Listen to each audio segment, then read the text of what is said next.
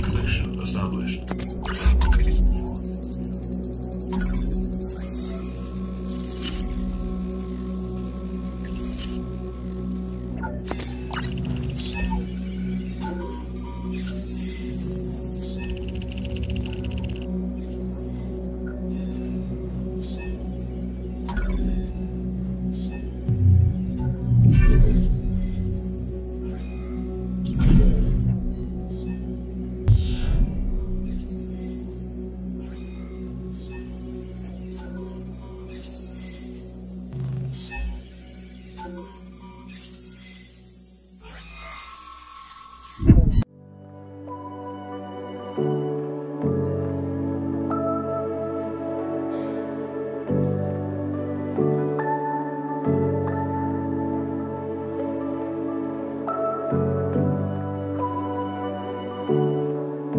Assalamualaikum warahmatullahi wabarakatuh. Halo semuanya, perkenalkan kami dari kelompok 6 dari Laboratorium Praktikum Sistem dan Distribusi Ketenagalistrikan Teknik Elektro Universitas Sriwijaya.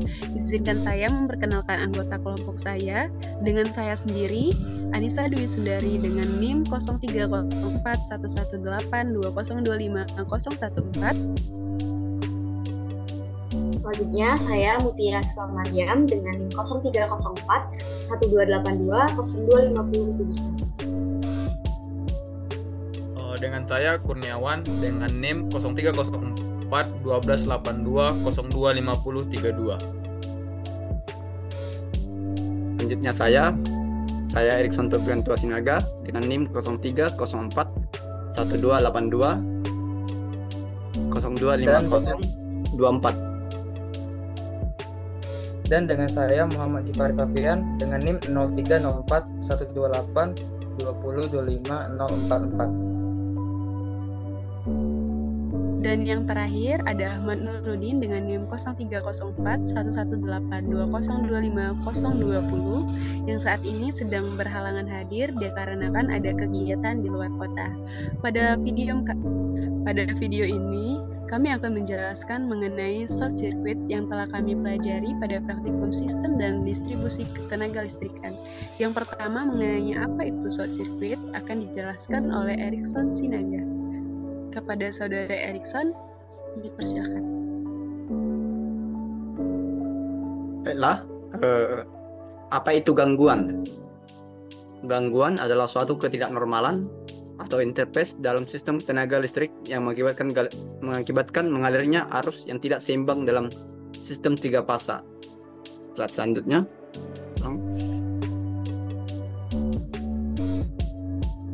Apa itu short circuit atau hubung singkat?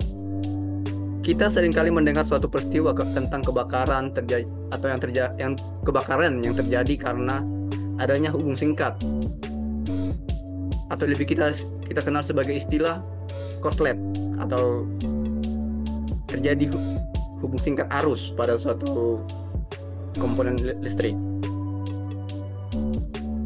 Istilah-istilah ini sudah sangat sering kita temui dalam kehidupan sehari-hari. Nah, tapi kita tidak tahu apa sih sebenarnya itu short circuit itu.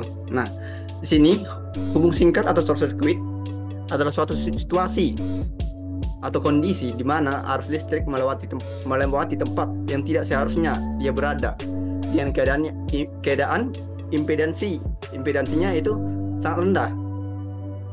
Adanya hubung singkat ini mengakibatkan listrik yang mengalir sangat tinggi sehingga terjadi kerusakan, panas yang berlebih, dan kemungkinan kebakaran karena terjadi hubung singkat atau suatu ledakan. Gangguan hubung singkat ini terbagi atas 2 tipe atau 2 jenis, yaitu gangguan hubung singkat simetris dan gangguan hubung singkat asimetris. Penjelasan selanjutnya akan dijelaskan oleh saudara Kurniawan.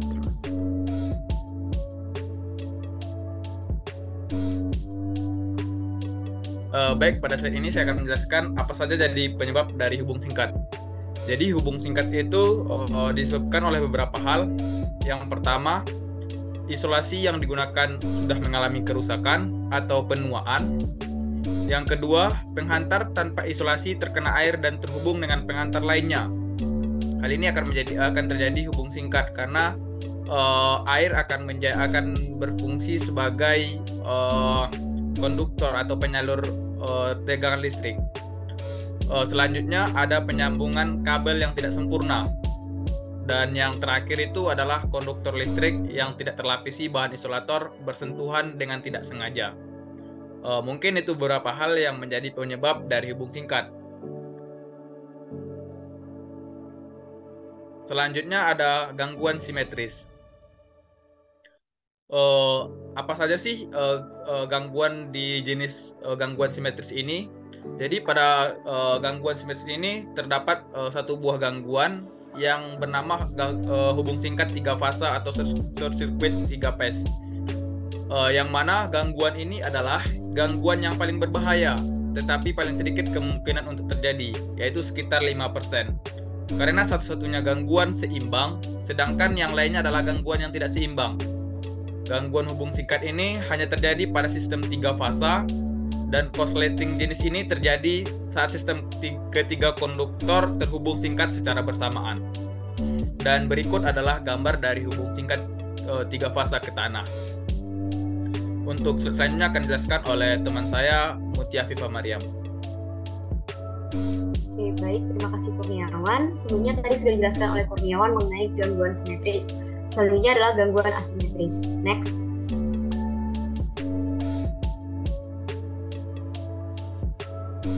Yang pertama itu adalah hubung singkat satu fasa ke tanah atau line to ground. Jenis gangguan hubung singkat ini terjadinya apabila hubung singkat fasa ke tanah secara bersamaan. Gangguan hubung singkat ini memiliki kemungkinan terjadi sebesar 70%. Next. Selanjutnya adalah gangguan hubung singkat fasa ke fasa. Gangguan ini adalah gangguan hubung singkat yang terjadi apabila dua penghantar terhubung secara langsung. Gangguan jenis ini memiliki kemungkinan terjadi sebesar 15%. Next. Selanjutnya adalah gangguan double line to ground atau 2LG, di mana terjadinya hubung singkat dua fasa ke tanah karena kedua fasa terhubung ke tanah secara bersamaan. Gangguan jenis ini memiliki kemungkinan terjadi sebesar 10%. Next. Berikut adalah gambar dari gangguan dua fasa ke tanah. Next. Gangguan satu fasa ke tanah. Next. Dan gangguan fasa ke fasa. Selanjutnya akan dijelaskan oleh Gifari.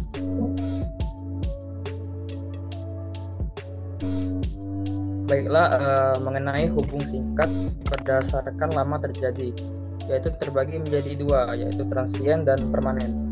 Yang pertama yaitu transien, yaitu gangguan yang hilang dengan sendirinya apabila pemutus tenaga terbuka dari saluran transmisi untuk waktu yang singkat dan setelah itu dihubungkan kembali. Next. Dan yang kedua yaitu adalah permanen, yaitu gangguan yang tidak hilang dengan sendirinya atau tetap ada apabila pemutus tenaga terbuka dari saluran transmisi untuk waktu yang singkat dan setelah itu dihubungkan kembali. Materi selanjutnya yaitu komponen simetris akan dijelaskan oleh saudari Anissa. Baiklah, saya akan menjelaskan mengenai komponen simetris. Jadi komponen simetris itu terbagi menjadi 3 bagian. Yang pertama adalah urutan positif. Komponen urutan positif terdiri dari 3 fasa seimbang yang memiliki magnitud yang sama besar, namun berbeda fasa sebesar 120 derajat. Komponen urutan positif dengan urutan fasa tenaga listrik ABC dengan arah putaran berlawanan dengan arah jarum jam, seperti yang dapat kita lihat pada gambar di sampingnya. Kemudian yang kedua adalah urutan negatif. Komponen urutan negatif terdiri dari 3 fasa seimbang yang memiliki magnitud yang sama besar, namun berbeda fasa sebesar 120 derajat. Komponen urutan negatif dengan urutan fasa tenaga listrik CBA dengan arah putaran berlawanan dengan arah fasor aslinya. Bisa kita lihat juga pada gambar yang ada di sampingnya. Dan yang terakhir adalah urutan 0. Komponen urutan 0 terdiri dari 3 fasor yang sama dan memiliki arah yang sama. Pada komponen urutan 0 ini, tidak ada pergeseran fasa antara fasor 1 dan fasor lainnya, seperti yang terdapat pada gambar di sebelah. Demikianlah sedikit banyak penjelasan dari kelompok kami mengenai short circuit. Semoga dapat menjadi ilmu yang bermanfaat bagi kami dan bagi kalian yang menonton. Terima kasih banyak. Wassalamualaikum warahmatullahi wabarakatuh.